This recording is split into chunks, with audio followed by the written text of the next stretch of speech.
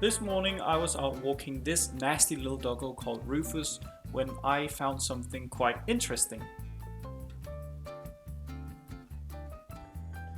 Look, Rufus! It's a 4-leaf clover! Oh my god! He wasn't quite interested in the 4-leaf clover. I immediately went to pick it out when I all of a sudden got a much greater idea. Instead of picking it out, maybe I could build a terrarium enclosure for it and make that super amazing. So I went back home and I looked through all my cabinets to see if I had something, but I didn't really have the right size. And so I went into my local hardware store and I found some jars that were a bit too big. This one's quite a bit too big.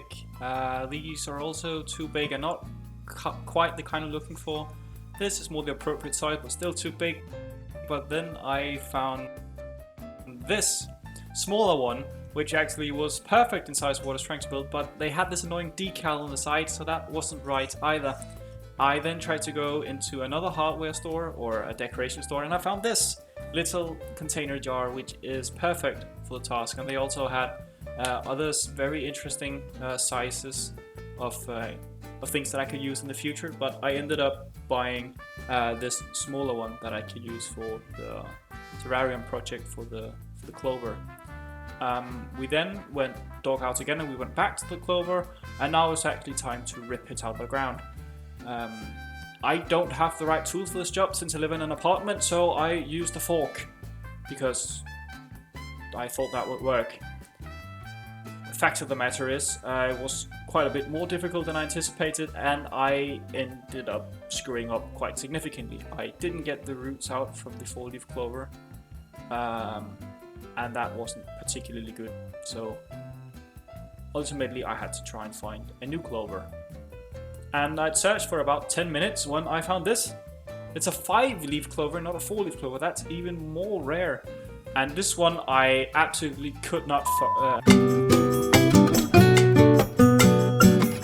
and that one I could absolutely not mess up, so I chose to actually not be able to film it. But then the project was to start looking for other things that I could complement the clover with, and I ended up picking up these 2 small bits of ivy that I could use, and I also found some smaller sticks on the ground here that I thought would be able to give a bit of texture and bring the terrarium to another dimension.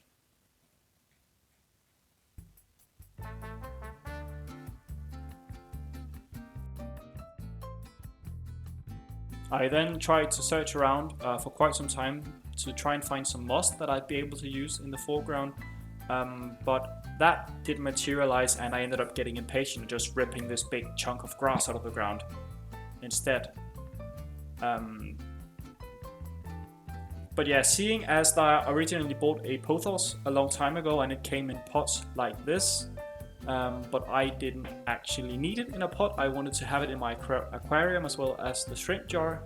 I had a lot of soil to spare actually, and I saved that soil, and that will now come in very handy. I can use this for the terrarium, and it'll benefit with some more nutrients than there would be if I just got some soil from outside. So this will be perfect, and this will actually be all of the things that I'll be building the small terrarium with. And so to start off, I will be trimming some of the grass. There won't be enough room in the terrarium for any of this, so the proper way to do this would be to remove some of the grass and only have the smaller pieces in the terrarium. And when I did this, we can now add the soil back in the mix. This would be the first step, and I imagine roughly a third of the way up should be good enough for the roots to have space to grow. And with the soil in, the next part would be moving on to the clover itself. It's the main piece, and it's the one that I want to have in first. But I didn't actually anticipate the clover to be this long.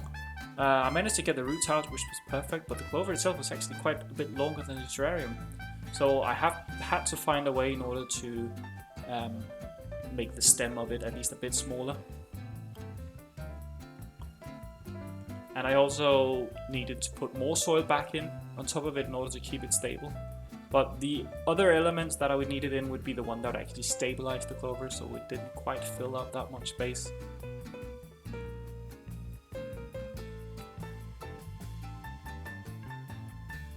Next thing we need to do is add in the grass bits. And this is some of the work that was more difficult in order to rip out from the big chunk, but it worked out.